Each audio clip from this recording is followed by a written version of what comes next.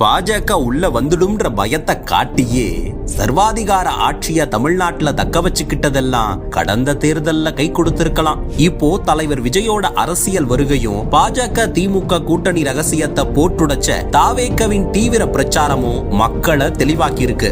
இந்த நேரத்துல மண்ணோட மக்களை அனக்காபுத்தூர்ல அடிச்சு விரட்டி விட்டு மண்ணையும் தமிழே தெரியாம பிள்ளைகளை வளர்த்து விட்டு மொழியையும் மகனை ஊழல் வழக்கில் காப்பாத்த தமிழ்நாட்டு மானத்தை அடகு வச்சுட்டு மானத்தையும் வேங்கவேயல் முதல் திருப்புறங்குன்ற வர எல்லாவற்றிலும் ஜாதி மதத்தை வச்சு அரசியல் பண்ணிட்டு இப்போ மண் மொழி மானம் காக்க ஜாதி மதம் அரசியல் கடந்து ஒரு நீல தமிழ்நாடுன்னு வீடு வீடா போனா உங்களை யார்தான் நம்புவாங்க ஸ்டாலின் சார்? துரைமுருகன் அணி, உதயநிதி அணி, கனிமொழி அணி, சபரீசன் அணி, நேரு அணி, அன்பில் அணி, ஆராசா அணி, சேகர்பாபு அணின்னு 1008 அணிகளை உள்ளுக்குள்ளேயே வச்சுக்கிட்டு ஓரணியில இணைவோம் வாங்கன்னு தமிழ்நாட்டை கூப்பிடுறது எவ்வளவு பெரிய காமெடி.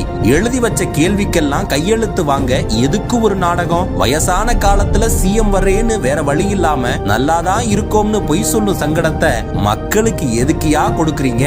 டெல்லி அதிகாரத்துக்கு அடிபணியாத முதல்வருக்கு ஆதரவு தருவீங்களான்னு கேக்குறீங்களே. திருப்புவனம் அஜித்குமார் அடிச்சு கொன்ன போலீஸுக்கு அவர்தான் பொறுப்பு மந்திரின்னு சொல்லி பாருங்க. நேர்ல போயிட்டு ஆதரவு சொன்ன தலைவர் விஜயோட பக்கம் நிக்கிற மக்கள் போன் கால் சிஎம் முதல் அஜித்குமார் வீட்டுக்கு போயிட்டு வாங்கினதா சொல்லி இருப்பாங்க. ஏற்கனவே தலைவர் விஜய் பின்னாடி தமிழ்நாடு ஓரணியில தான் இருக்கு. ஆளும் ஸ்டாலினின் சர்வாதிகார மன்னராட்சிய அது கட்டாயம் வீழ்த்த காத்துக்கிட்டு இருக்கு.